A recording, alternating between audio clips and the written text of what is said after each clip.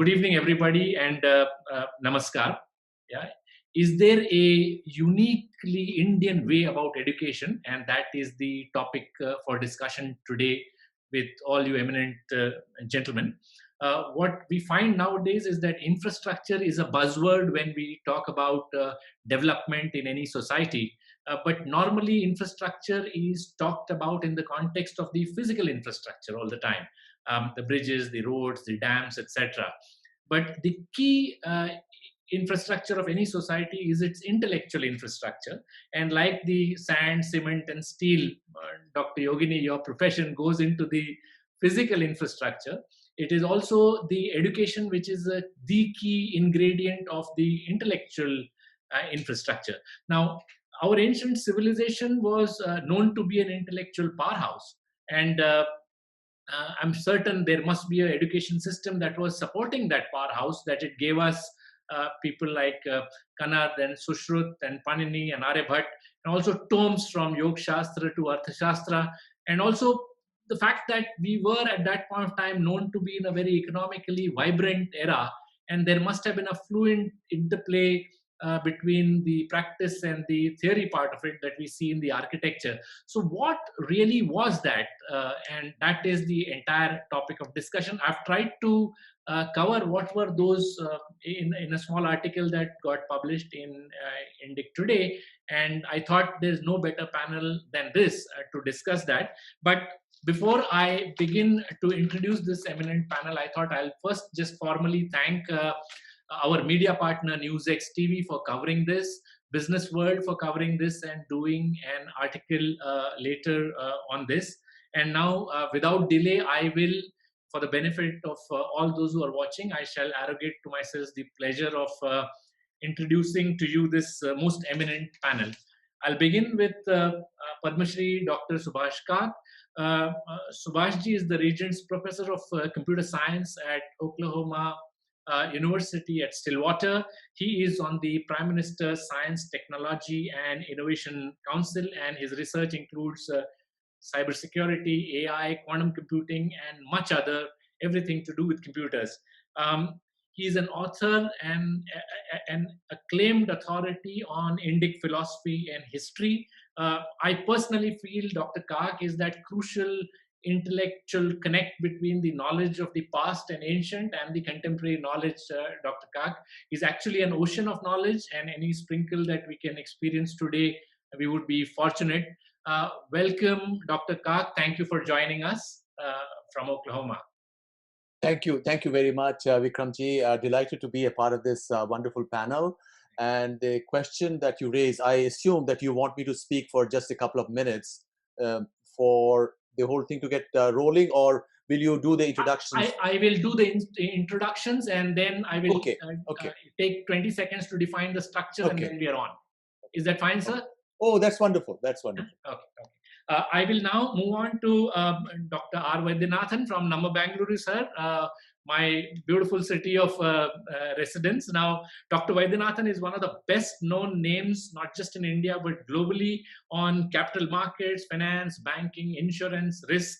He's the Cho S. Ramaswamy Visiting Chair of Public Policy at Shastra University. Incidentally, it is Cho S. Ramaswamy's birthday today that I came to know.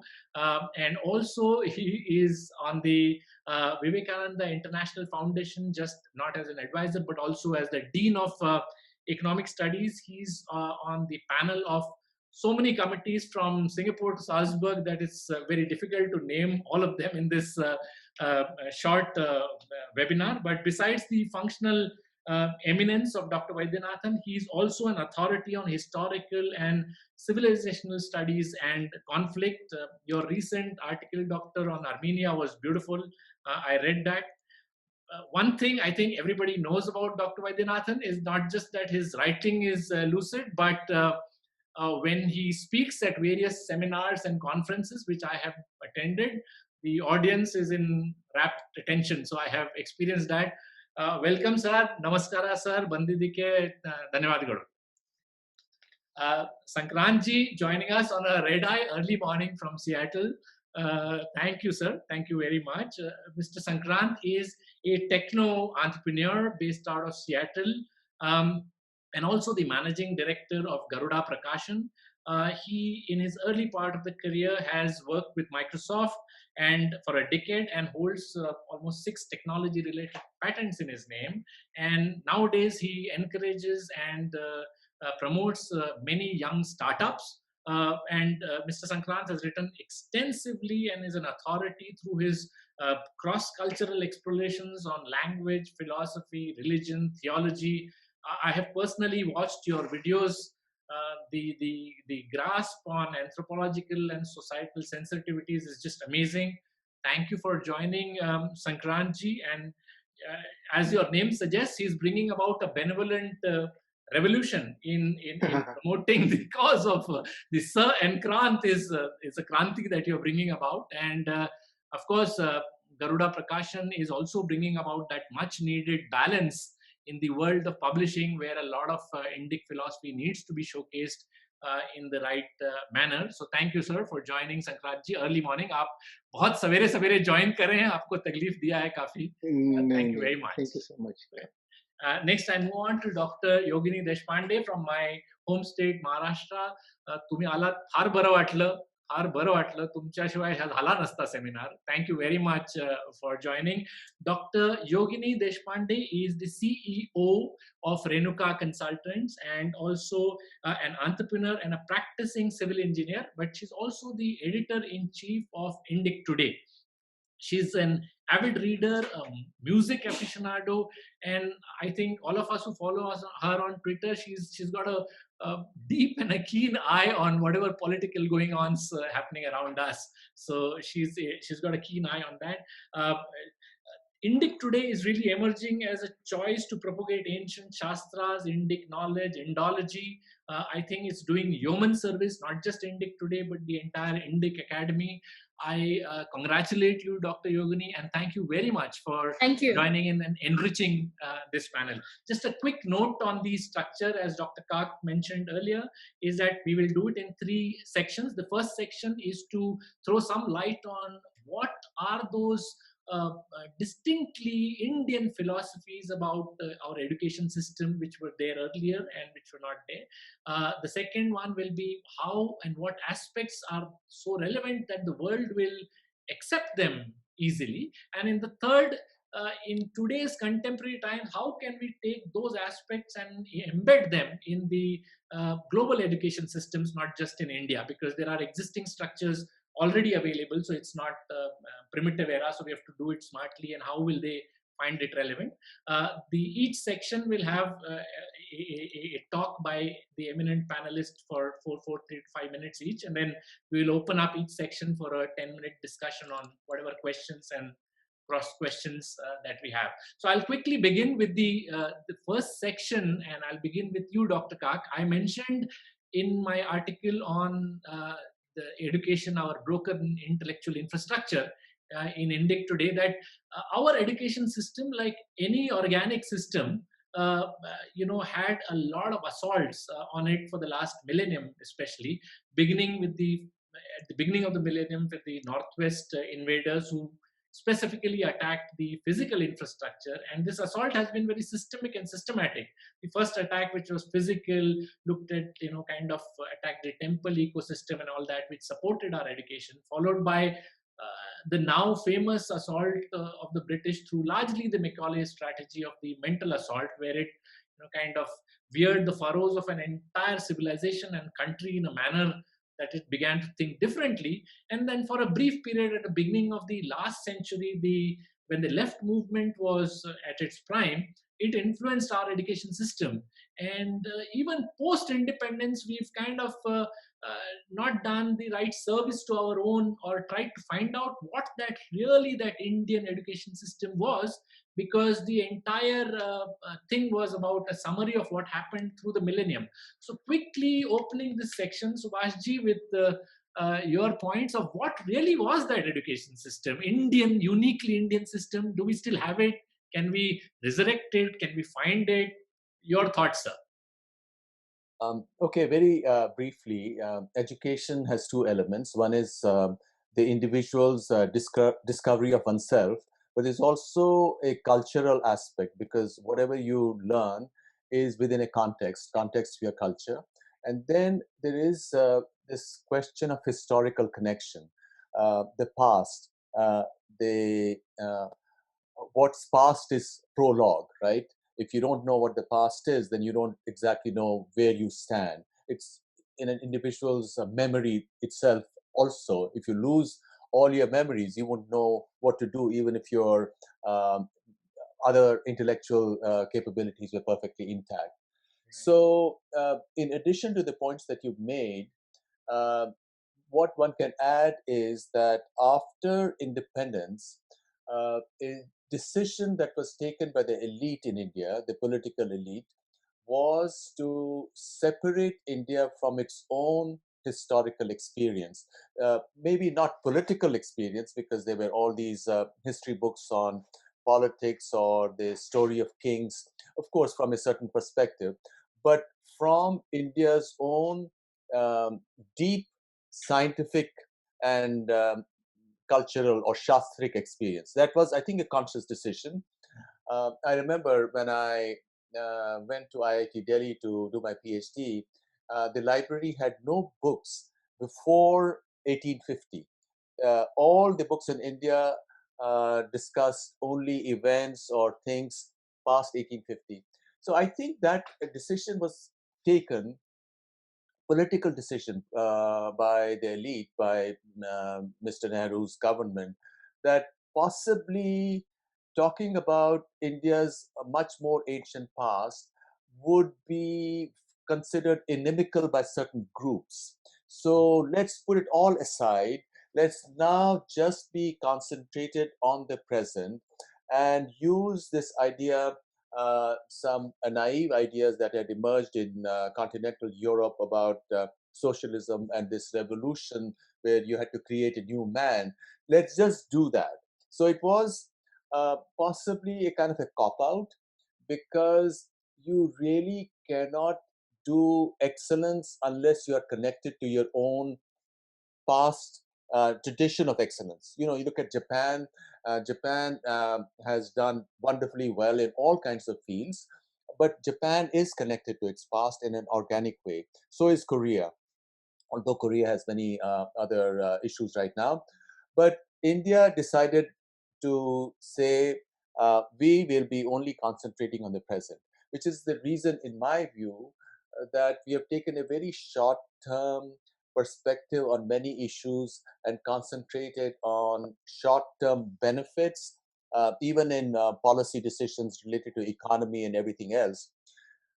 And so this, I think, is a very critical factor. Now we do have information on what the education system was like in the 19th century from the works of Dharampal, for example, his book The Beautiful Tree. But we also must acknowledge that there were some issues. Perhaps Indian traditional education was not aware or had not given as much of attention as had to be given to other cultures and civilizations. Perhaps it was too concentrated on itself, which is a problem. For example, in the field of Sanskrit studies itself, Indians did not know that all of Central Asia at a certain point also had Sanskritic languages. You know, if you go to Xinjiang, Xinjiang was a part of the greater Indian cultural sphere. People spoke North Indian languages there, like Gandhari, or you had the Buddhist hybrid Sanskrit and so on. There were also Shaka languages of Central Asia, but they were also very closely related to Sanskrit. There's not one scholar in India, even in contemporary India, where this is not an issue which some other people might consider Hindu revivalism and so on. There has been, one must acknowledge, there has been sort of uh, lack of inquiry or lack of energy to go further out. You know, you are not yourself, as we know. Ultimately, um, any system is defined through relationships. So India is not just India by itself. India is also India in terms of its relationships to the rest of the world, Southeast Asia, East Asia, you know, Europe, and so on. So I think there were certain elements, the Pathshala education um, needed to be reformed. But what the British did, the Macaulay education system, they destroyed the old system. India's estimated literacy went down from 60 or 70% to down to 10% by the time the British left. So it was a horrific period. So I'll just stop here and then we can pick up some of these threads later on. Yes. Just one small thing. Did it go back only up to the Macaulay's time, or did it go the beginning of millennia, which is let's say around 950 to 1050? Did it begin to change from then or later? Well, clearly there were universities. There were lots of universities in India, like Nalanda and Vikramshil and so on, and they were destroyed. But these universities were generally Buddhist centers, and there was a large element. But this is, of course, not something negative because that's how universities arose in Europe as well. Mhm. So when they were destroyed, clearly the organized sector of centralized education collapsed. Now, there were these ashrams or gurus, Gurukul, which was decentralized. And that system is what kept India alive because other civilizations where things were totally centralized, they collapsed, they were totally destroyed. You look at all of Central Asia, for example, or Egypt, or Mesopotamia. So India is one civilization which survived, which is an amazing thing, and it's a testament to all the wonderful strands which give it strength. Dr. Vaidyanathan, sir, your opening comments, sir, about what is Indic, what was, whether something is left out of it. I've heard you in the past.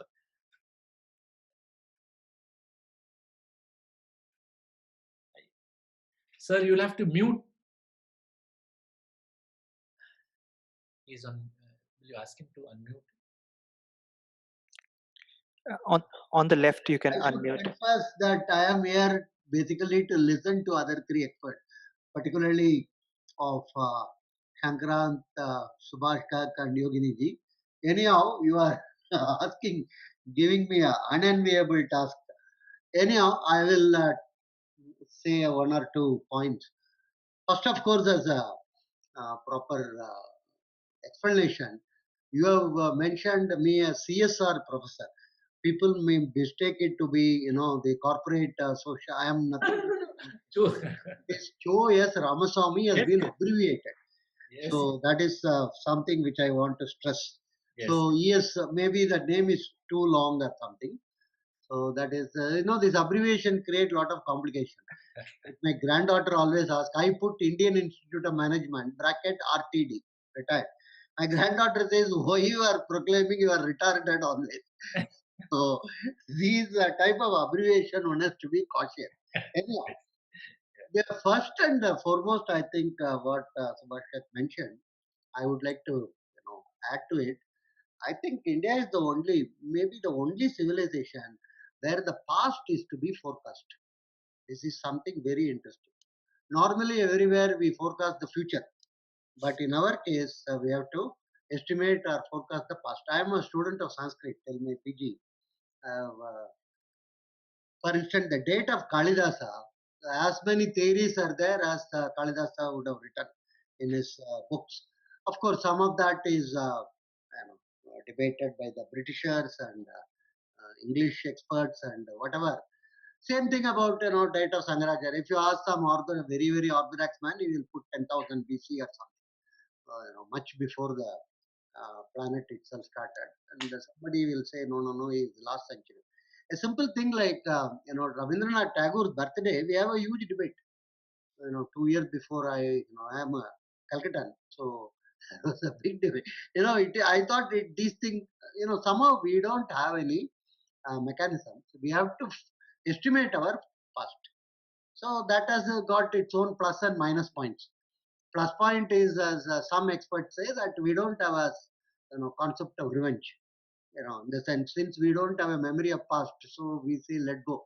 That's all right. And unlike, for instance, the Balkans or Caucasians or some of those in Bosnia, I am told one friend of mine, 18 generations they keep records of who did what to their forefathers and other things, and they would like to take it upon themselves to as a retribution.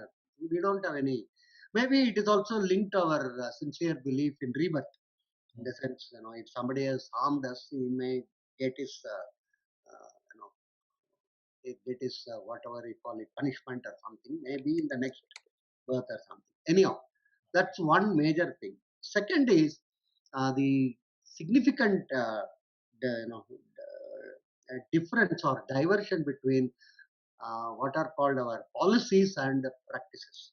This is something we declare, very profoundly some policies, and we would like to implement. But I think unlike many of the European countries which are founded on different reasons and other things, where once the policy is enacted, it implies that you have to follow it. There is absolutely, even though you might have opposed it during the process, but you have to follow it. But here it is not like that. We are the only country I always observe in our commerce and various other courses. We have banking law and practice. We have taxation law and practice, contract law and practice. In no other country, every country has got banking law. That's all. Full stop. But we have one more tail to it. So there is a huge amount of gap between what we propose. The third I feel is what Dr. Correctly mentioned. The society has done a lot more for education. I think post-independence we have depended significantly on government. We think government, I think government, if you ask me very bluntly, government should quit education. It shouldn't have anything to do with education. Government may be in business, that's okay. It make losses and it spoils that. But government in education, I think several generations are affected. Government should simply quit education. Again, let me repeat, it shouldn't have anything to do with. Let it be taken care by the society. Society has organized itself well in terms of imparting education and creating all these. For instance, they introduced this. What is it called? This RTE, and several Hindu schools are getting closed in various parts of the country. Nobody seems to be thinking about it or anything. So I think government is a mess. I remember one interaction with Noor Hassan in the early 70s at Calcutta ISI. He came. He told he is starting some 12 or 13 social science institutes all over the country. And everybody asked, what is the. He says, very simple. After 25 years, like cockroaches, we will have only teachers from these places teaching in every university in the country. Very simple. He mentioned that openly. He was not having any, what you call ifs and buts and other things. That is the aim. So that, the government of the day, it can mess it up. It can create its own history, new history, as Dr. Kat told. Post to 50, post to 51, one more history can be created. So I think we must sincerely, seriously, maybe it will take 2-3 decades to demand that the government quit completely the education. Last point I would like to make is, see, unfortunately, we have lost that generation of this grandpa and grandma being one of the, auxiliary or additional variables in education at the younger ages. That's gone now. So it has been taken over by the. So my estimate is roughly 40% of the education is obtained by youngsters from outside school, in the IT world, in the internet, in games and this and that and other. I think there is a huge amount of impact should be created by social group. Again, not by government actually. So hopefully, we should have somebody in the in the current world, somebody like Anand Pai who did Yemen surveys in the 80s and 90s in the print media, in terms of bringing out some of the, in a very simple and understandable language, the comics, the entire hour. So I feel that's very, very critical. There are a lot of youngsters who are growing up today without knowing Mahabharata and Ramayana. Forget about anything else.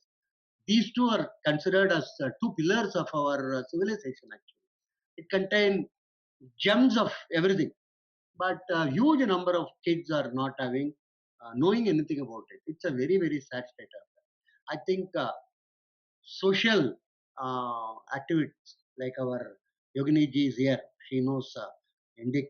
They have got excellent publication and other things. I think something should be done on a societal basis. I'm sure Sankrant is one of the ardent He will also tell about local languages should be the. He will say, unfortunately, I have to communicate with him in English today. Anyhow, so that is the thing which these are the 3 points I would like to stress. So I'll Thank come you. back to you during the discussion stage on a couple of points that you mentioned. Sankranji, with you, anything Indic exists today or it's all lost? Do we have any Indian philosophy in our education that remains? No, no, it is not lost. It can never be lost. It has been going on for 2000 years and other thing. Okay. It can't. But what has happened is there is always the rise and fall type of thing. A small group of will always, like Swami Vivekananda told you, sit inside the cave and generate ideas. Don't worry about it. Over a period of time, somewhere or other, it will hit and it will make social changes. He was very clear about it. So like that, I won't say it is lost or anything, but unfortunately, it is not widely prevalent or practiced. People are not aware of it. People should be proud of it. I'm more concerned about the youngsters actually, in the those who are born in 2000 plus or that is the group which I think we should be seriously concerned about actually in terms of Sankranji, their we will, growth. sorry. Can we come to you, Sankranji? Hi, sorry. So, your point, sir. Anything, Sankrant, left from Well, earlier? the question you'd started off. Firstly, it's such an honor to be on this eminent panel. Just to be with Professor Vaidyanathan, Professor Kak, and dear friend Yogini also. So very very nice to be here. The question you had started off in the beginning was what was the Indian education system earlier, Yes. and so let me just weave a couple of threads and add to what Professors Kak and Vaidyanathan have mentioned, which is that we have to really start from the essential notions. What is Vidya? What was the aim of education? And what is and how does Vidya even relate to education? Does it even relate? And then the tradition talks about para and apara Vidya. So what is para and apara Vidya? How do we understand those ideas? So in some senses, para Vidya is knowledge of the absolute, and it cannot even be grasped through the mechanisms of the senses or anything. One has to go through the experience of actually realization, and that, to me, maybe couple of decades ago, maybe a little bit before that, one of the shocks almost to the system, since I also grew up with this very modern Indian education with all its concepts and all its stereotypes about what the past was. The big shock was to realize that Indian society was one of the possibly only societies in the world, but a very rare place where the entire structure of society, including education, was aimed towards having the human beings move towards liberation. Yeah. So the liberation was really the entire point almost. Right. But not I would say maybe not the entire point, because there's of course dharma, artha, and kama in the four purusharthas which are also recognized. So moksha is a key organizing principle, but then there is dharma, artha, kama, which is also very legitimate strivings. So that is the context in which we look at it. So I go back to the notion of para and apara vidya. There is the aim of liberation, and then what is the aim of vyavharik education? And that is preparation for responsibility. Somebody asked me a few years ago how can I define. They wanted me to talk about creating an education system or an alternative, and say, do we even understand what is education? Can we define it? So at least one definition that I've come up with is education is preparation for responsibility. How do we become responsible? And then there are different circles of responsibility. So I start with being responsible towards myself, and this is where my all of the yogas and all of the meditation, dhyana, everything comes in, because I start by being responsible for myself and my own emotions, my own reactions. And then I expand the circle of responsibility. What does it mean to be responsible for my family? What does it mean to be responsible for my neighborhood? What does it mean to be responsible for my city and my desha and my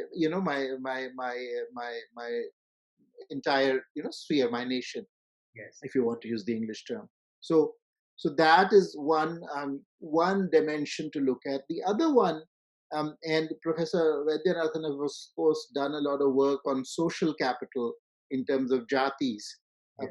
And I'll bring one anecdote. I was reading, I think, the history of the Chettiars, and I was very struck by how the jati system was a knowledge transmission system.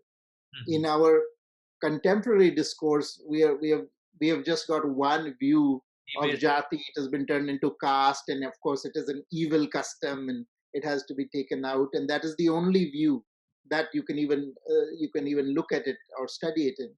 But there is another view, and as I said, Professor Vaidyanathan's research is on, but just very anecdotally, I'm not an expert on this at all, this particular aspect, which is that I was reading in this book where the Chettiars were merchant bankers. They had a vast banking network. They controlled more resources than the Imperial Bank of London.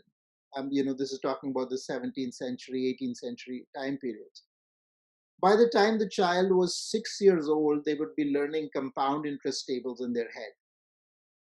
By the time that they were 12 years old or so, they would be apprenticing to a local bank or a bank sent to a bank to be an apprentice. By the time they were 16 years old, they were married and they were fully capable of taking charge of a banking institution. So they could go into a village, they could set up their own bank. First thing the Chettiars would do is create an endowment for the local temple. So then they became known as the Seths, the Shresht people, and then they would set up their system and have a bank. So in 16 years old, this is the preparation for responsibility that allows a child at the age of 16 to take on this kind of responsibility. Now, if I contrast it to what is happening in our quote modern education system, which is supposed to be very practical, what happens? The child studies for 12 years. He's 18 now, or she's 18 now. They've passed through 12 years of formal education, and we say, no, the child is useless. You can't really go and do any job. You'll only maybe be able to do something vocational. So you need more education. And now the government has a big scheme in the NEP to increase the gross enrollment ratio in college, because we need everybody to go to college.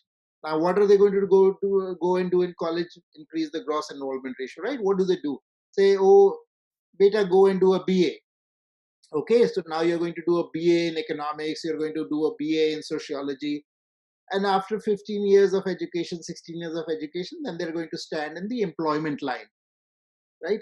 And you'll find that most of these people, after spending 16 years in the education system, are unemployable. They actually haven't learned a single thing. They haven't learned a single thing which is of use to themselves, use to their family, or use to society in any way whatsoever, right?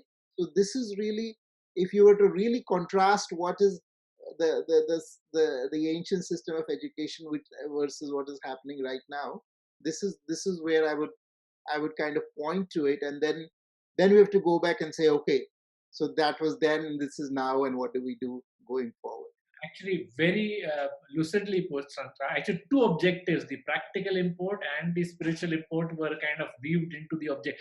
The Hitopadesha shloka that at least I started my article was pretty, the Vidya Dadati Vinayam shlokas very nicely puts the entire objective, rather the hierarchy of objectives in context.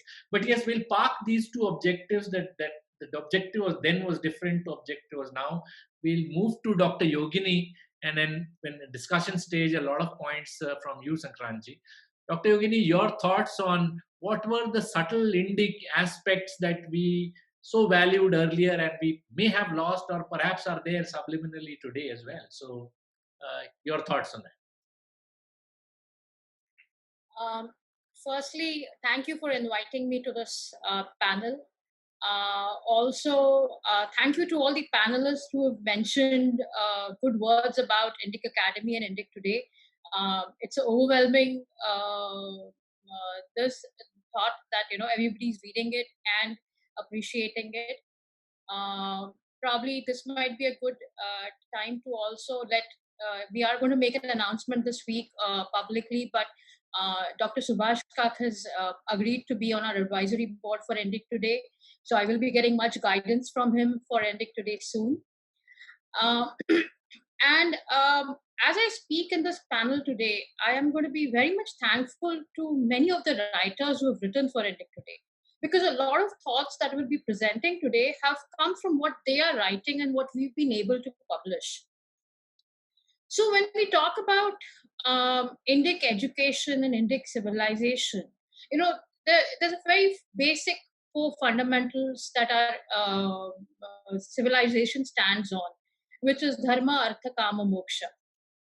And the education that we got when in the earlier eras, the ancient this was geared towards all these 4 aspects: the dharma, artha, kama, moksha.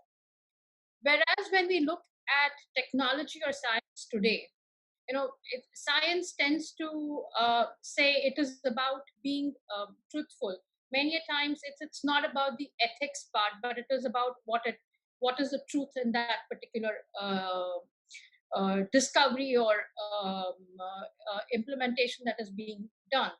But the Indic education has always been about all the 4 factors need to survive continually. And that is precisely the reason why we have survived as a civilization continually, because these 4 aspects, even though they have the context of it in our education has reduced considerably today, continue to be there at the back of our mind. If not in schools, we are still getting that through our society, through our homes, these 4 aspects of living. So we look at why we lost it or where we lost it. Obviously, historical context of losing universities being destroyed, gurukulas, the decentralized form coming into existence is there. But a major portion of why we have not been able to recoup after our independence has been that in about the last 300, 400 years, if you look back of the science and technology, if you could call it as this development between after 1400 or 1500 in India, has been in terms of a colonization aspect where it has not come out from our needs. It's come out from the market that is being generated by the Western world. So even today, much of what we have in the market to purchase or be as a this is coming from the Western system. We are not being creating as much what is required from the Indian market's perspective. And if we want to bring in an Indic education, that is what we would have to change and start thinking of, is being able to start looking at what it was earlier and how we were teaching earlier. Now, if you look at any education, because I'm a civil engineer, if you look at how civil engineering was taught in the olden days, it was not about. Am I audible? Yes. Yeah. Okay. I thought I was lost. Absolutely. Civil engineering was a combination of different aspects of mathematics that being utilized together, of different shastras being utilized together to create a building or to create a structure. But eventually, especially those structures which have survived, have been about, you see a sense of spiritualness in that. You look at even if you look at the ruins of Dholavira, if you look at the Harappan ruins or the temples which are fairly in a good condition compared to the ruins, we'll notice a sense of spiritual development also within the mankind of that time. So always what we see is that the education eventually, if you look at Ayurveda, which is considered like a 5th Veda in itself, also is again the eventual goal of it, of following that particular science, learning about that particular science, is again about going towards moksha. So there was always a sense of spirituality in whatever we were trying to learn or achieve. Correct.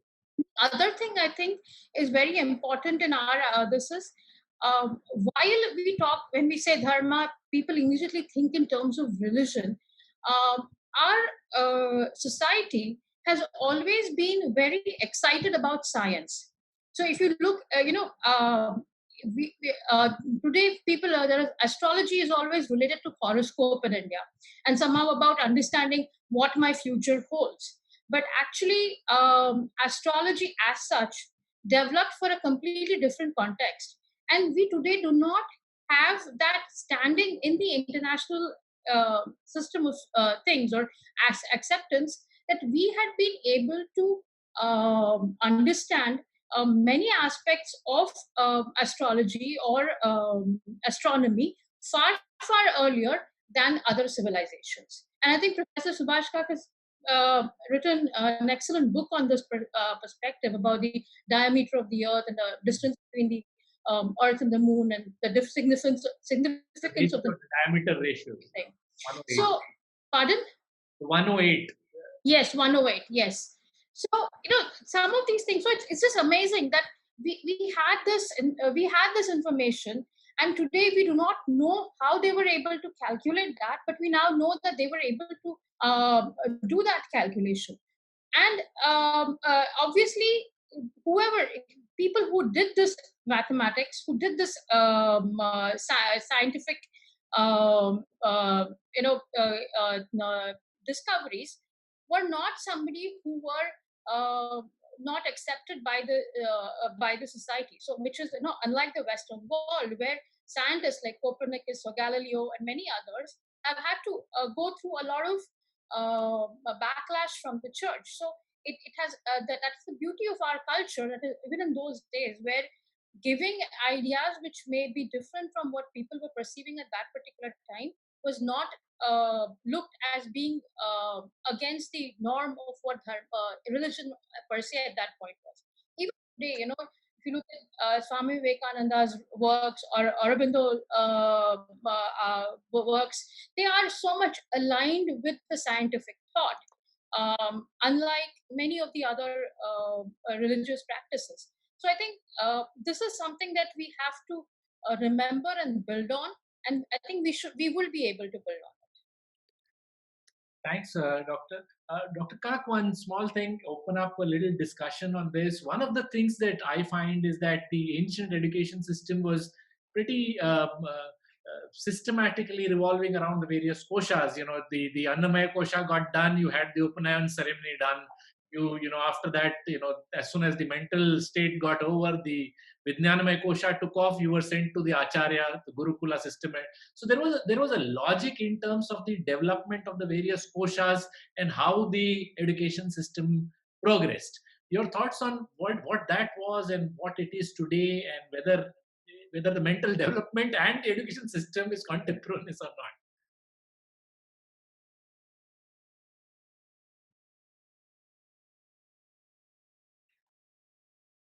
Yeah, thank you, Vikram. The whole question of the distinction between para and apara. Apara is vyavaharik knowledge, and para is paramarthik. The deeper knowledge, and there are all stages. I think Sankrant put it so well. The question also could be posed in terms of the distinction between shiksha and vidya. Shiksha is what you learn, where things are sort of made through samskaras, a part of your own experience through which you relate to the world. And that's what was an element, clearly. And we have all these stories from the Upanishads and the Puranas about how students did this or that in the ashram. But we also must be pragmatic and look at how is it to be done in this modern world. Because in the ancient world, where there was a greater organic relationship with nature, right? You could go to the forest and study under the trees and this and that. Now we live in the world of technology, and we must embrace technology also. It's a part of the world because it does, if it's done properly, it can exist in harmony with nature as well, to the extent one can do it. And that, of course, is always a challenge. And there is this whole question of sustainability and so on, which is an element of the challenge. But we must embrace all of it, and that offers challenges as well as opportunities. The challenges are like the one that Professor Vaidyanathan mentioned, that we have the government running the whole educational um, system within the country, and because of ideological reasons and other reasons, they don't want to necessarily provide all the perspectives that a person should be exposed to. And this is a problem not only in India, it's a problem in the US as well. Right now, you go to the university in America and you're going to be brainwashed into a specific worldview. And if you question that, you're going to be under a lot of attack, right? So this is because ultimately all centralized institutions are about power. And as technology has caused assimilation of more and more power into these institutions, therefore, based on certain reasons or certain factors, the people who run these institutions are going to impose their view on everybody. Something like what happened in the Soviet Union in the 1930s. The Lysenko affair, that you can only do this kind of biology and you can't have some other kind of biology. So these are the challenges, and I think in some way the challenges in India are more extreme than in any other society. Well, in any other, I'm not talking of totalitarian or Asuric societies or countries in the world. I'm talking of, let's say, free societies like the US. In the US, you can also choose to homeschool your child. Maybe you can't do that in Europe. In US, you can also send your child to a religious school or a religious group, or some other group can put a school together, and it's not impossible to get permissions to do that. And so you can provide that education, and there is a common element. And if you pass that common element, reading, writing, and certain basic knowledge, you pass that, you can go to university straight away. India does not allow that. In India, you have a dictatorship kind of a situation in education, as you have in the running of temples. In any part of the world, people would be absolutely shocked.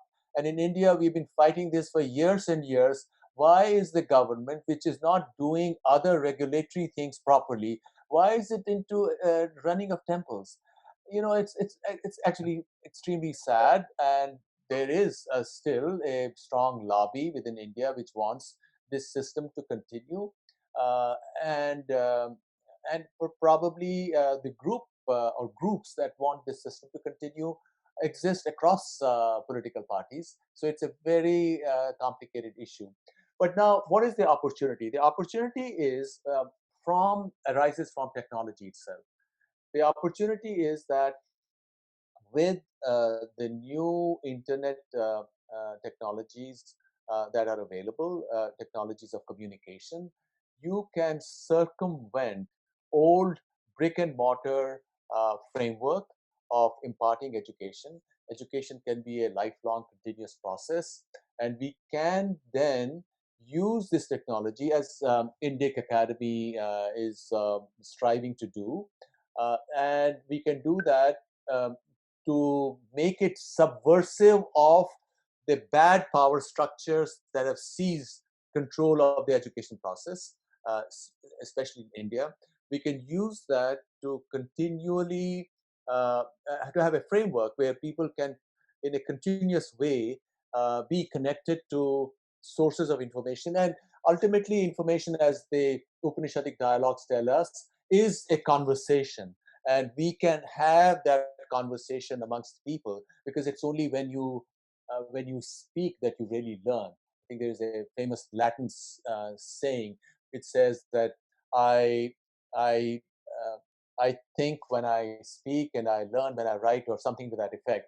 So we need to do that, and I think that is the challenge. How do we do it, which will also allow us to bring the Indian genius, which is what our unique way of education is, into this mix. What is that? So not do it the way it's been done before.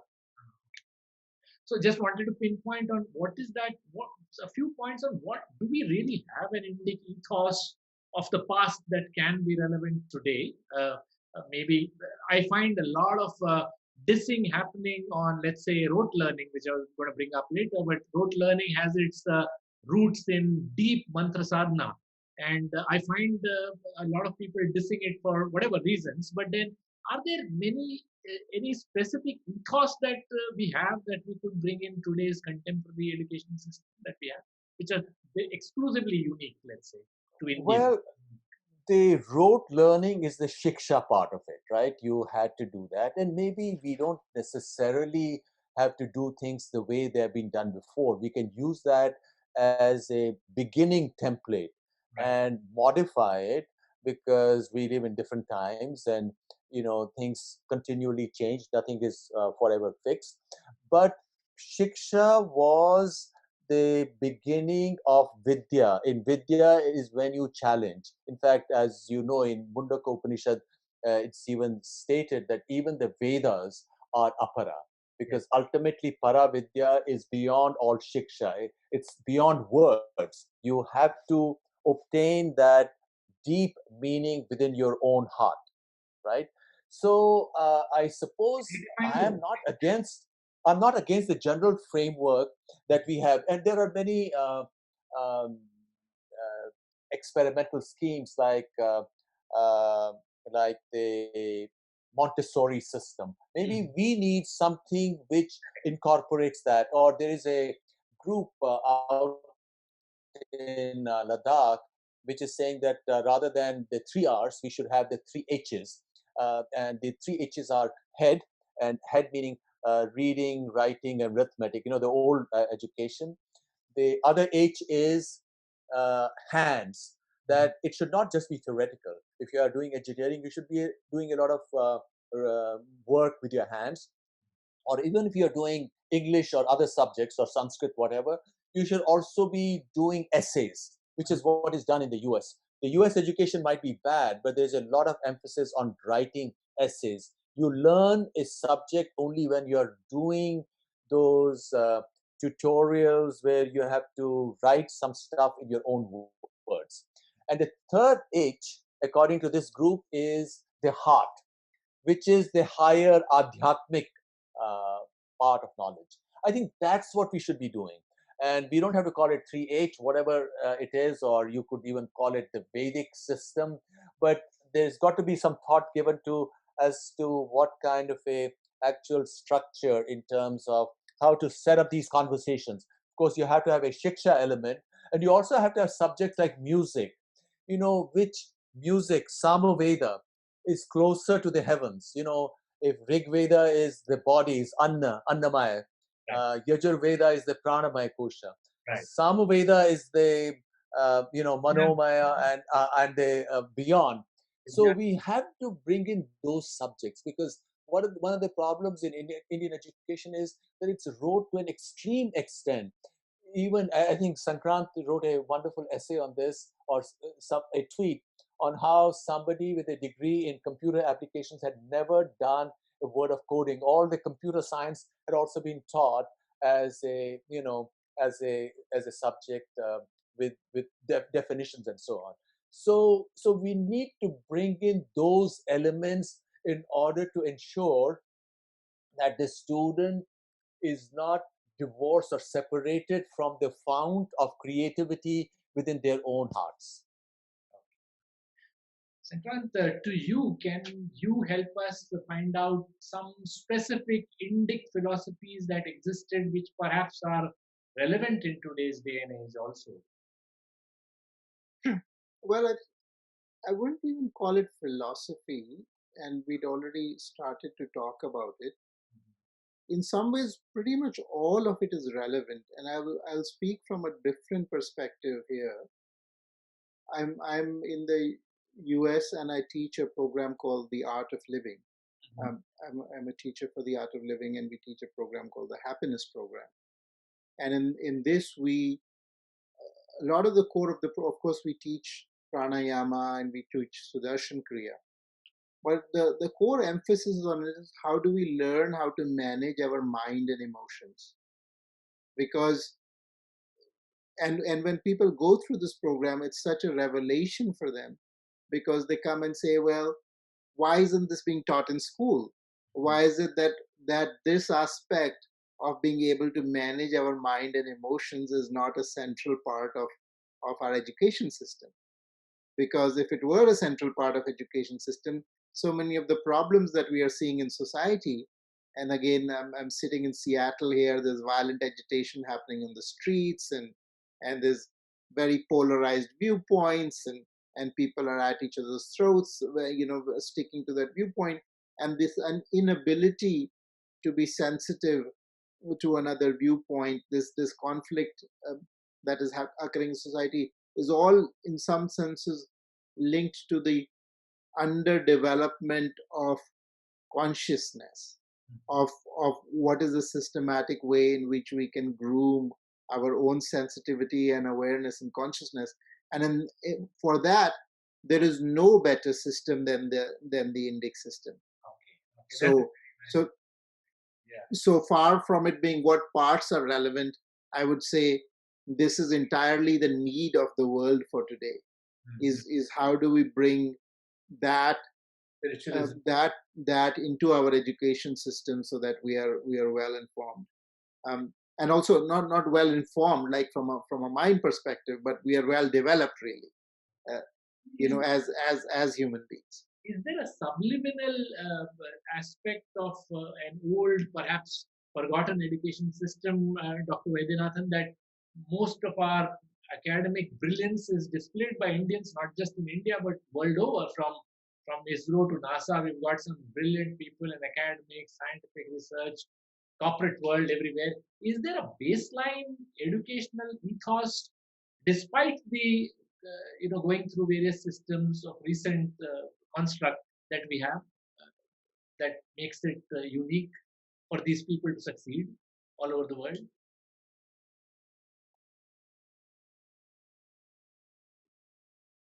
I think I'm muted, Professor. Sir?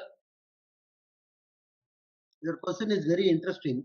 The success in the world situation is different, but according to me, as Sankrant was telling, I like to make only two observations. One is our education system is not rooted to our soil. Fundamental thing.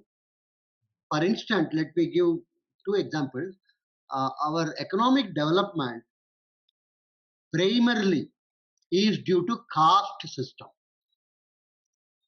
Two states I can quote example, Tamil Nadu and Gujarat, have done extremely well in economics because of the caste conglomeration.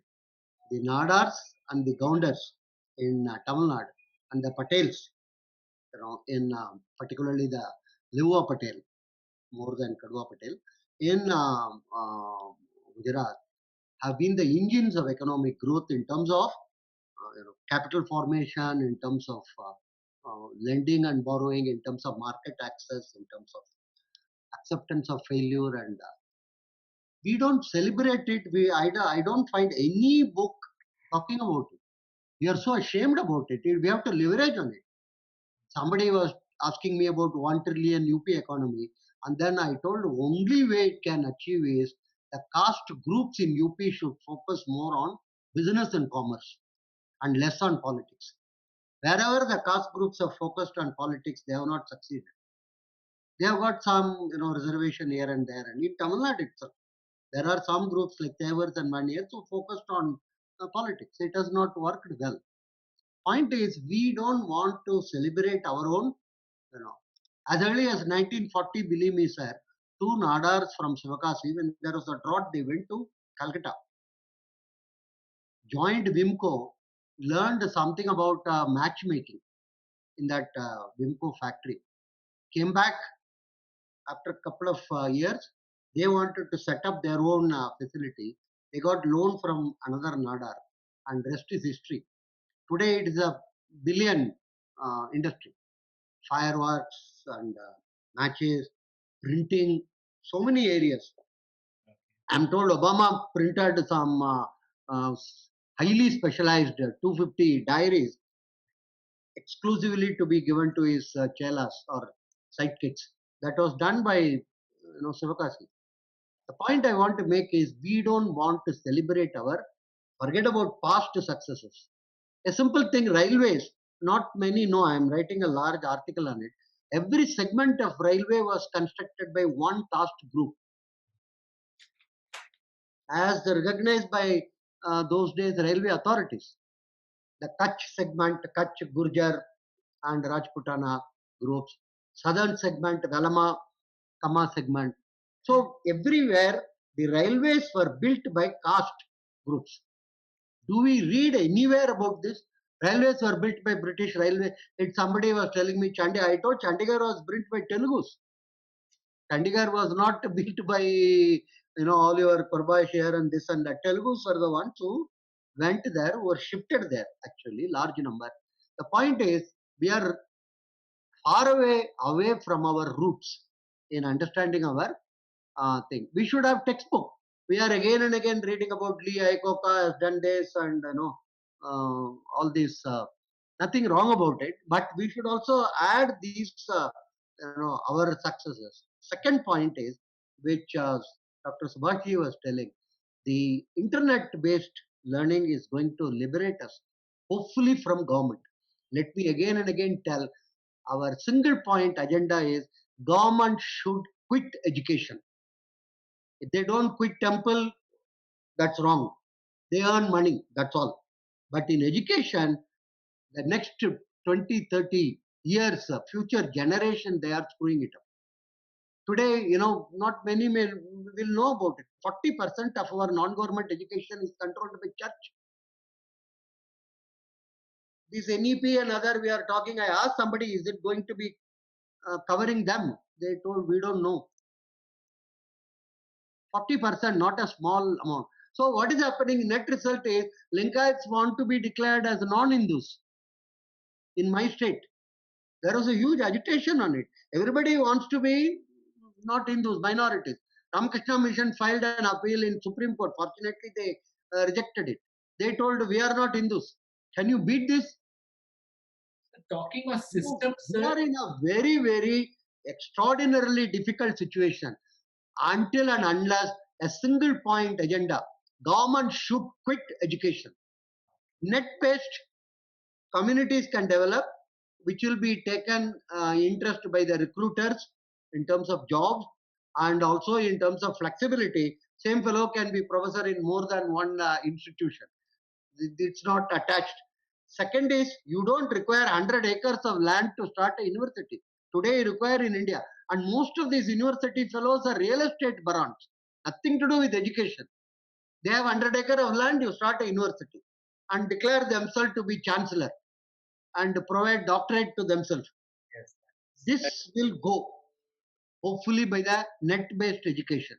I think government should, everybody is talking about government leaving temple. It's important, but more important is government shouldn't have anything to do with education. That's the reason why during the Mughal time, during the pre-British time, we could survive in terms of our local secular education. The British came and introduced the concept of government in education. Till then, there was no government in education. Mughals, of course, I shouldn't use a strong word. They were illiterates. They didn't, have any clue about education.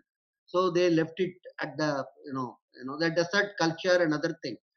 So they just carried something from here and sold it to the Europe, algebra or Fibonacci number or whatever it is. That's all.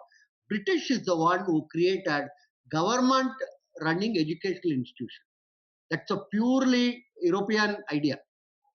So we should say government should quit. All governments, I'm telling seriously.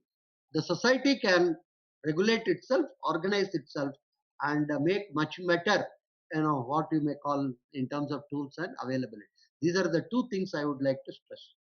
Yogini, I will take the opportunity to jump to the next section, which briefly Dr. Kak also mentioned, that while there are various systems like Montessori was created by Italy, and then kindergarten by Germany, and then various 10+2s and 9+4s and so on and so forth were created largely by the European nations. So can we create our own system like this?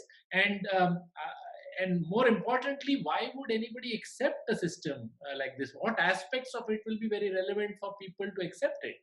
This why can't we, like he mentioned, why not something else? Why only Montessori or kindergarten or a 10+2? Can we have another completely unique system which people will accept, not just in India but elsewhere as well?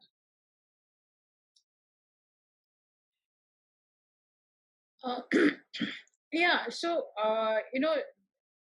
thinking of changing from the 10+2 system, 10+2+4, to something else is a very deep matter and a policy matter too, in that sense. Can we change it, or should we change it? Probably to some extent. Specifically, I think right now, at least in India, in fact, not just Montessori, I see a lot of parents are putting their children at the age of 2 or 3 in itself in schools. And for different reasons, that could be, because they need to go to work, or whatever.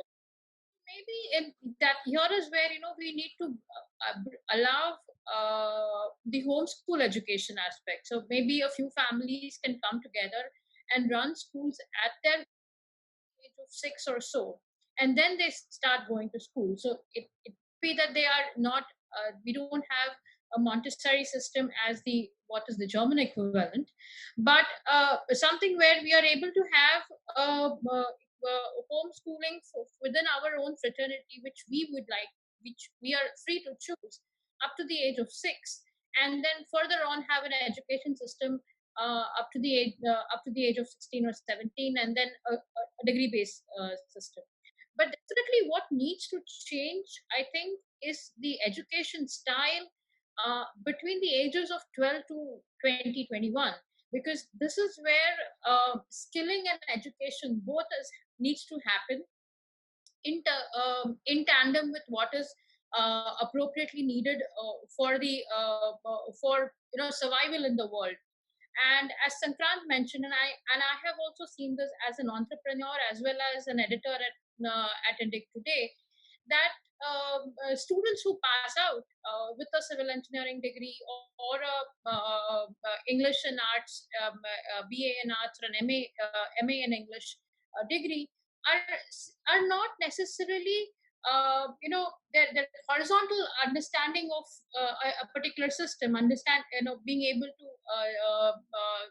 sort of hop from creativity to actual work to calculation, and bringing all of the three together is very, very poor.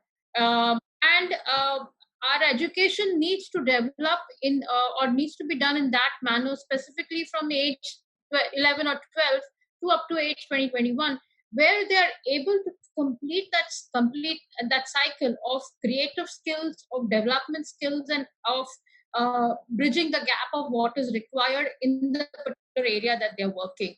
And this is something which is hugely lacking, just very basic understanding of today. Like I say this to my own people, if they had to put up a photograph on Facebook of their self, they would know how to click that photograph. They would, stand like this, do this, have a bike in front of them, or a fancy car at the back, or whatever. Now you send the same person to somewhere else, or he or she has to work on a report, and wherein now that same aspect of creativity, of knowing what photographs should be picked up or how a photograph should be clicked for a particular report, that understanding is lost. And you're left to wonder if the person is actually not is doing this because he's dumb, or he's doing it because he doesn't want to do the job. And it's probably the latter part, that he's not able to do it, or he doesn't understand it. And somewhere that I say, that education and skill and understanding of creativity is lost in today's this, and that needs to be developed definitely in our education system. Sankrath, why not? I read probably you may have also read about a very beautiful system suggested by Osho, a multiplier of 7, a 7 plus 7 plus 7 plus 7. It was a beautiful system. Do you think something of like that we can envisage, or it's a very practical import of 7-year multiplier, and we never thought about it. I wonder why. Were you addressing this to me? Yeah. You are Okay. Well, okay. I'm not Okay, aware. Simran, go ahead. Go ahead, Yogi. Yes, I wasn't. I'm not aware of this particular 7 plus 7 plus 7, but I think the point that Professor Vaidyanathan is making is actually really, really important, which is about, it's not about tinkering the system, because the government come up with another scheme, NEP has come up with another scheme, but nothing is fundamentally going to change as long as the system is controlled by the government. And we really have to go back to address that particular issue. Firstly, all of our education pre-British time was completely and utterly decentralized, right? So the very fact that we are getting very proud that the state has released some NEP, new education policy, and that's going to fix everything, whereas it even goes further in centralization. It also wants to control what a child is learning at 3 years old now. Now they're saying preschooling education, also the state is going to tell you exactly what you're going to do with your child starting from 3 years old. So this might be borrowed from some kind of communist kind of systems where everything has to be like regimented and controlled, but it has no bearing whatsoever to how the Indian system used to work. In fact, even if I look at the United States, and there's been many articles and things where I've written where I criticize Western society or I criticize the US, but at the very least in their education, they have administrative decentralization. And that would be one step forward for India if you have to emulate a model, which is that in the US, the education is organized by school districts. And school districts are, they can be sub-city units, or in a very small town, there can be 2 or 3 towns that are part of a school district, or in a big city, there might be sub-city units. Now, the important thing to remember is these school districts are completely independent. They're even, in fact, independent of local government, which means that the people who are running those school districts are directly elected by the people. The school board is directly elected by the people. It is not an appointee of the governor, of the chief minister, or what have you. It is not coming from that. It's directly. And secondly, their revenues are also directly coming from the sort of mandatory allocations. So the politicians have no say in it almost, right? What is happening is there is a mandate where certain percentage of the property taxes of that area will go towards the funding the school district.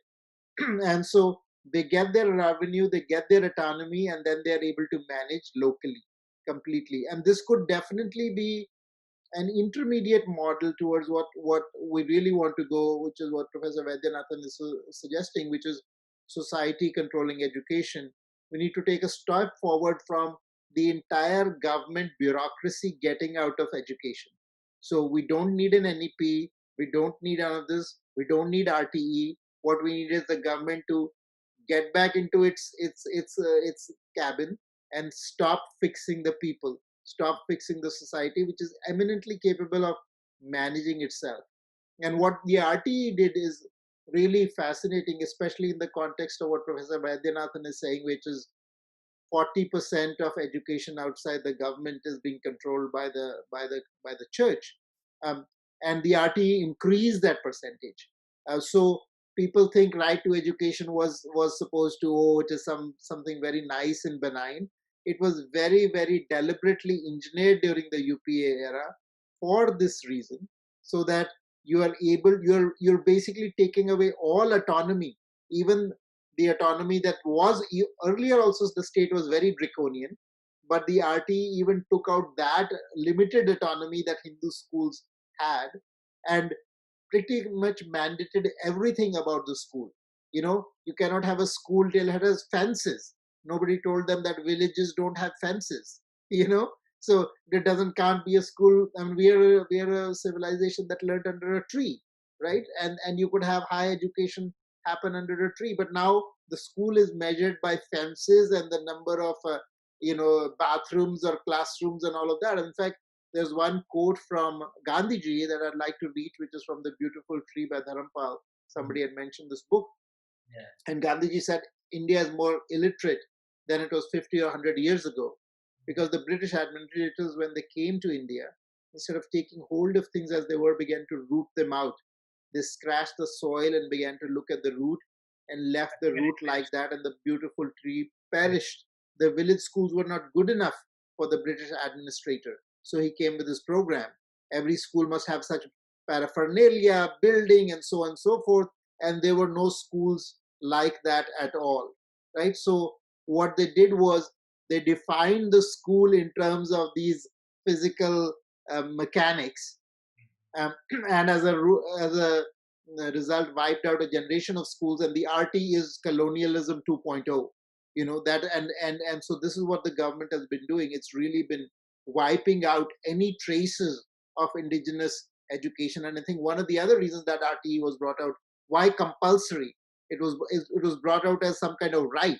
How can a right be compulsory, right? So if it's a compulsion, it's not a right. I don't have the right to not send my child to school, right?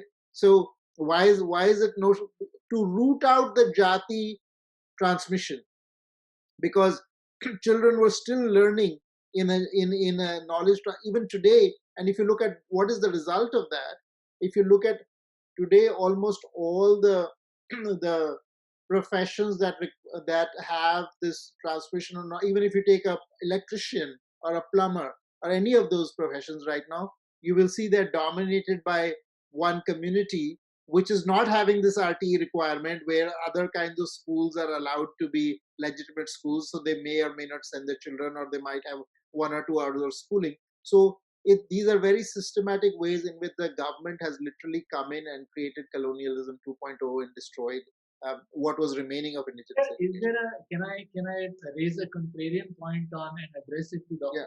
Is that from what Professor Vaidyanathan said and what Sankrant also said, that the fact that Indian education or Indic education in the past was largely in the private domain and there was no state interaction. That is the truth.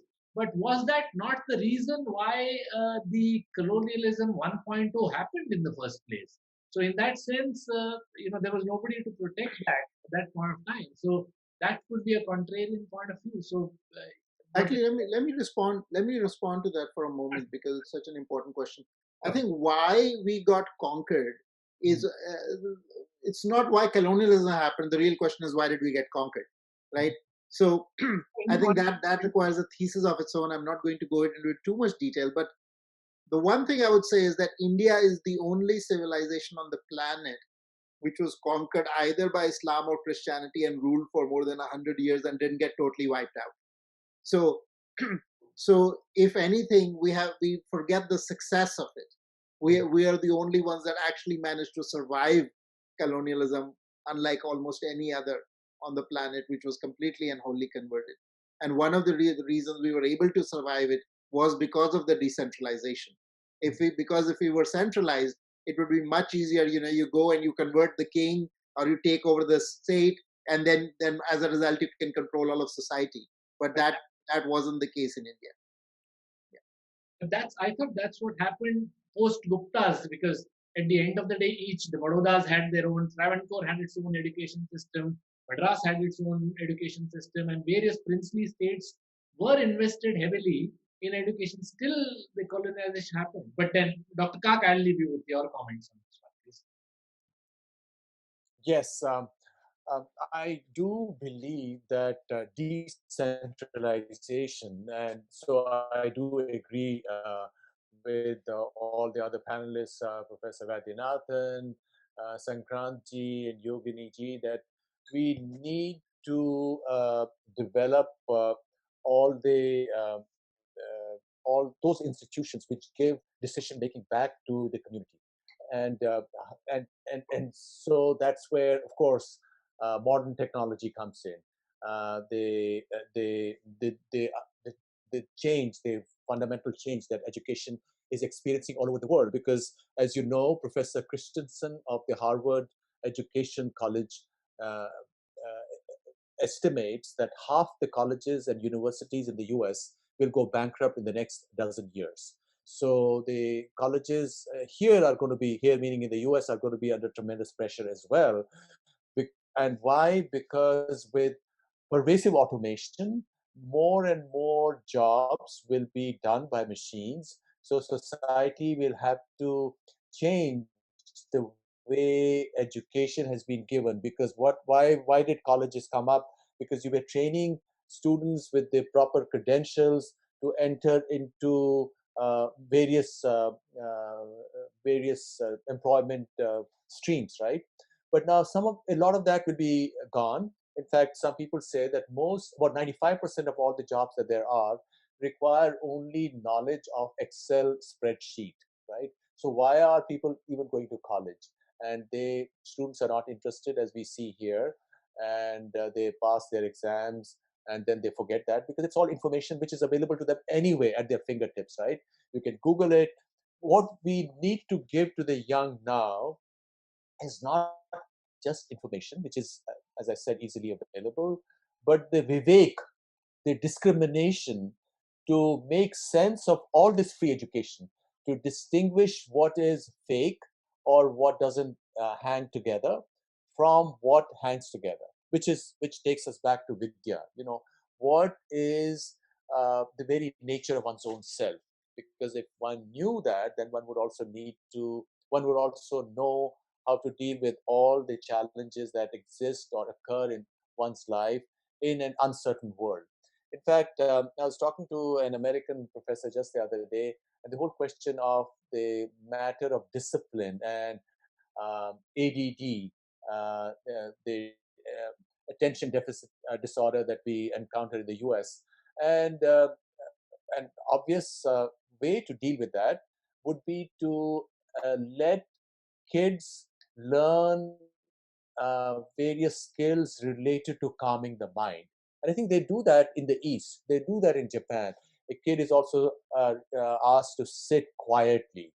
Or we used to do that back in India. You just sit quietly. That was the way to do it. And that's not how they do it in America. So we need to go back to all these skills and also have both shiksha. Sorry? What would you, Dr. Kak, call these skills specifically? Is there a nomenclature that we can give them? These kind of skills which you just now. Well, skills related to yoga. I think yoga has become a broad term, and yoga is everywhere. People want to do it all over the world. So related to that, and also bring in the other vidyas that were a part of the education, the other kalas that we hear, for example, in the biography of Buddha Charit, right? What were the other kalas and vidyas that a kid went through? So I think what we need to do is to go back and draw out a program and say that this is what would be a good mix. Just as we in India, and this is of course addressing the very heart of this discussion today, in the West, in many liberal arts colleges, what you have is called the 100 Great Western Books Program. So, and these books are on the shelves, and you can read them, all the way from Greek tragedies to Roman writers to English authors or French and German and so on. We haven't even now created a list of those 100 great Indian books. I believe Indian Academy is doing something on it right now, but this is something, we've been free for 70 years. And prior to that, people had a general idea of what the great books were, because people like Vivekananda as we know the whole story of Vivekananda and Nikola Tesla. He came here in 1896 and he spoke about what his understanding of Indian physics was. So he was schooled in all these great books, which people knew of. Maybe there was not a formal list. So we need to do all of this. I think this should be one of the most important things. And he had these 100 great classics, and they were freely available on the internet. And people were guided that you want to know about India, learn or go through all these books. For example, my own estimate is that the greatest narrative in all of world literature, and I know the Western literature also very, very well, I can tell you, the greatest narrative in all of world literature as a story and also a book of wisdom is Yoga Vasishtha. But why don't, it's not a part of Indian curriculum. This is the greatest book there is. Even and people can read it at so many different levels. Kurals also, Tirukural. Yeah. The Tirukural also. Yeah. We have to have the Tirukural. But Tirukural is more of precepts. Yes. Here, Yoga Vasishtha is a story book. Yes. It's a novel. If you are a young person, you can also view it as a novel. As a young person, you don't want to read dry stuff, and you want to read a storybook so that you internalize the wisdom indirectly. Because, okay, what is the Indian way? Anandavardhan and Abhinav Gupta spoke about it. They said, you don't learn if somebody speaks down to you. You learn through dhvani of the book, dhvani of the artistic composition. The dhvani speaks to the Atman within you indirectly, to the mind within you indirectly, and awakens you to the knowledge that already exists within you, of which you're ignorant.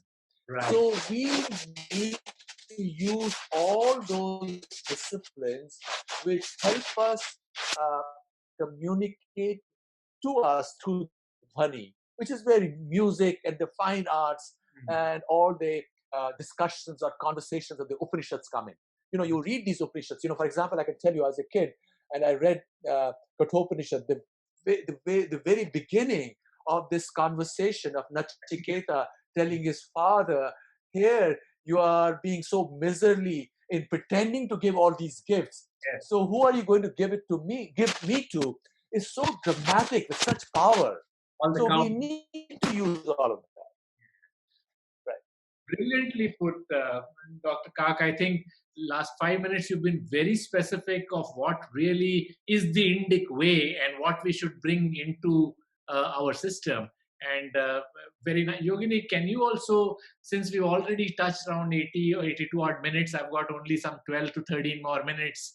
So some very specific, like how Dr. Kak said, Yogini, something very specific Indic that we need to define as the Indian way of education, and perhaps that can benefit us.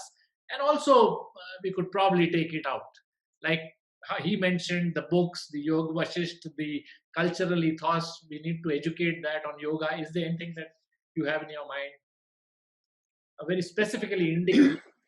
Yeah, so I think, we have a lot, some of the problems, again, we sort of keep going back to this aspect where a lot of things are not being taught or are not taught in the context that they are.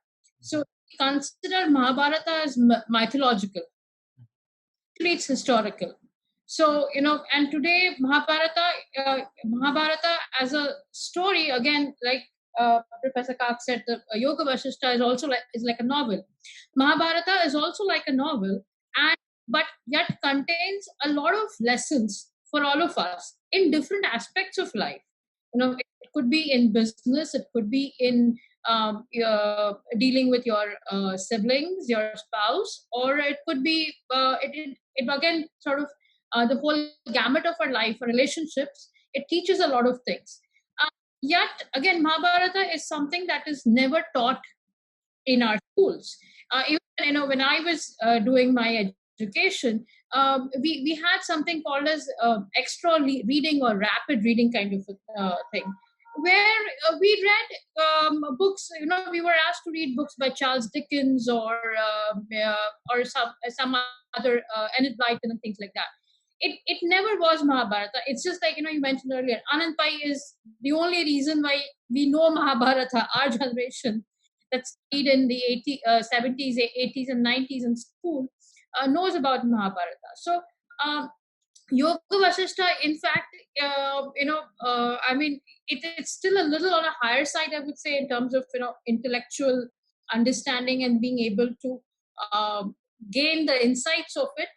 Mahabharata is probably on a slightly more lower level, but we do not seem to incorporate any of those stories in our education system today, be it the ICSE, the CBSE, or the local state level boards at any point. So I think this needs to change, because there's a lot that Mahabharata is our roots. It's our civilization. It's and that in Indic today also, on Fridays we have it as a Mahabharata day, where you take different stories and give it a context to it, or a learning from it. And so I think that is something that should be done, probably starting from class 3 or class 4 all the way up to your degree level. You should be able to have a course or a class on Mahabharata every week, and discuss some story as per the age appropriate this and the learning from it. Also, lot of the other treaties that we have, which we lost, and fortunately we found, like the arthashastra. Yeah, absolutely. Even art in itself, what we call it Natya Shastra. So there is a huge amount of knowledge, and even a certain scientific bend in some sense, I would say, to our art in itself, be it music, be it sculpture, or other dance or other forms. General awareness issue, because people don't even know about Bhatkhande, they don't know about Purandardasa. I think it's a general awareness issue that we should bring it into our academics, right? No, truly, because see, so I've been researching for a different context on on Afghanistan, and then I learned that Gandharva music, Gandharva, so what we call we've given the padvi of Bal Gandharva and Gandharva and Savai Gandharva. We have Gandharva Music Festival in Pune in Maharashtra. But where does this word Gandharva come from? And again, this is a loss of the history and the context. I was very then I learned that it actually comes from the Kandahar region, Afghanistan. Yeah. There you had an actual set of people who are Gandharvas, who sang well, who have actually started the concept of what classical music that we have today and what we call as Indian classical music started from there. So the history of music is so passed into our in our civilization, but all of that is lost today, and we don't learn that. In general, also we don't learn it. So these are some of the things that I think need to be incorporated to be, because we are continuing to use those words, but those words have no context to us. Absolutely. I as I move towards closure, Professor Vaidyanathan, just 2 minutes of your take on what is a genuinely Indic way of education according to you, and then I'll hand over the baton to Sankrant and then try and wrap it up with Dr. Kar. What is a truly Indic way of doing stuff? I like Shankrant telling about the local districts in US. I recall, it appears the real estate of good, school districts is relatively higher in terms of rental, and I appreciate that actually compared to India, where the real estate is not in any way connected with any school, because you can send your kid 300 kilometer away in a bus and he can learn. Anyhow, that's a Indic very, I want to give two illustration. I am tempted actually. I was teaching on share market, so some context we were discussing about how you are able to buy but not able to sell in Indian context, and the market is not like that. And I told the million Abhimanyus in the Indian share bazaar. It was a class of 100 students, all bright, MBA students going out. Million Abhimanyus in the Indian share bazaar. There was a chaos in the class. Somebody asked, who is this gentleman? So these are all post 90, not that those who saw this, what do you call your TV serial. So then there was a discussion, and one girl told, no, he comes in that big story. Other told which story. Then he asked me, Miss, I know only two stories, sir. A story where a sari was removed of a lady, and another story where a lady was kidnapped. In which story he comes, you tell me. I know it's my story. It is none of those stories. Point is, uh, I think we must, let me tell, we must teach Mahabharata and Ramayana, come what may, to everyone who passes or who studies in India. I think that's a very, what one can call, bare minimum, I would say. Not, not a very detailed, technical another thing. At least the second is, I also want to mention, in a strategy course, one of my colleagues wanted to introduce this issue of Vidura Nidhi and Bhishma Parma. Bhishma's dialogue about who should be the king, and it's a very interesting thing actually. And he is telling Dharma, how to conduct the affairs. Some 30, 40 pages, and it's a very elaborate. I would say it's one of the very important, and for a king, for a ruler actually. And there was a big discussion in this a private university also, whether AICT will like it, whether UGC will up. All very elementary of introducing idea of strategy. According to me, should start from Chanakya Nidhi, some of the aspects, as well as the Bhishma Parva. These are something which we don't require a huge amount of cost or nothing like that. It's already existing, so you can introduce. I think one is to think in terms of incremental changes. That will come. That has to be there in if you want to have it relevant to the our system. Decentralization. And the third, of course, is since Yogini ji is there and Subhash Kaki is there and Chakra, I would say we must start a movement of government should get out of education. Simply, they don't have any clue, according to me. They have a rule, that if you in an MBA department, you should have 750 books for getting approval. One time, somebody came to me and asked, "Can I borrow some books?" to, and I see behind Subhash a huge number of shelf of books actually. So I asked why. He said, "No, I have to." So one is I am very glad about the technology and net. This will destroy the current education system. I am very happy about it because you can have 3 good rooms and a good server connectivity, and you are a university. Right. You don't have to have 100 acres of land. You don't have to, these are the only. And then one IT professor was telling me, when NRI is teaching in our, I told he can teach everywhere. I am telling future of education is freelancing by experts. There are no fixed type of a job.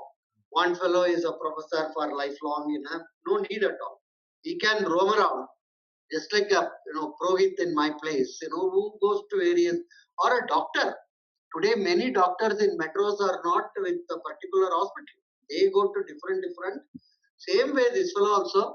I remember one UP teacher who was supposed to be getting a salary from 12 districts. She was claiming she is teaching. I really appreciate that actually. They found out much later. Anyhow, it's not like that. But I feel future of education is freelancing. Future of education is non-real estate. Small thing. Because many of those colleges and other things will get closed. There is no need. Here also I am telling you, large number of big universities will go out. Correct, sir. Pioneer was one SSV in Hyderabad. He put a board in front of his office openly in the 90s. He was not recognized by any government agency. I would erect a statue for him. Actually, he is no more. Sorry. But he is the one who was very clear We are not recognized by any government agency. He put up a board in front of his office. I am telling you that it was in the early 90s, late 80s. Courageous. This is what is going to happen. Net will destroy the role of government in education. I am very happy about it. I'm extremely happy about net. Let it be anything, whether it is the Chinese so-called, supposedly they say it is all Chinese based, this Zoom and whatever is based, it doesn't matter. I wish Indic Academy, I am I am appealing to you. Subhash Kak is also part of it. Shankrant, of course, is a very leading revolutionary publisher also. He is getting into that, which is controlled by Marxist. Anyhow, kindly think about it. Start a serious government out of education. Government can be in business, I don't care. They will make losses here and there because it will spoil only that financial year or 2 years. But government in education, I tell you, in next 3 to 4 generations, it is destroying. Please That's start a overriding. government out of temple, comma, Okay. education. Overriding That's all. question. Nothing more. Sankrant, I will. Can I come last to you for 2 minutes? Sorry. Can I come last to you for 2 minutes? I think technology is going to bring back at least one parampara of education, which is very Indic, which is Guru Shishya. I think the institutional overhang is going to go down and the teachers are going to come up. I think that is one originally Indic parampara which is going to come back because of technology. Other than that, any other Indic way of education that you feel is going to be of paramount importance? Already touched on some of the aspects, which is as I said, adhyatma. Education rooted in adhyatma is really the Indic, and in fact that affects all models of subjects also. For instance, if we study economics today, it is based on a certain hierarchy of needs, or there are certain models of psychology even that are underlying the economics. Right. What would happen if you have the model, and the Western models of psychology are very limited because they don't really have a notion of the self, and whereas all of the Indic in some way or the other is always rooted in the self, right? So that is, and that will affect, and that does affect pretty much every branch. The other couple of things I'll mention is, one is it is rooted in the local. So I think this both the local, where the transmission is through an acharya. Acharya is based on conduct, on achar, right? So the acharya is an exemplar. A lot of times we talk about moral education and moral science, and we've never really had that notion. There is no subject called moral science.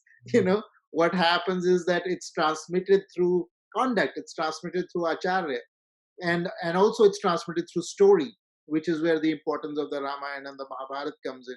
It is transmitted contextually through story, and that is where that part comes in. So rooted in the local stories, in the transmission of local stories, and then of course in local language, something that I've spoken and written quite a bit about with my book, The English Medium Myth, also. But the idea is that right now we are doing a violence to the child, where we are taking a child, we are taking them away from the language spoken at home, and violently turning them onto the system. We literally beat them if they don't speak English in school, and because what is natural can only be beaten out through violence.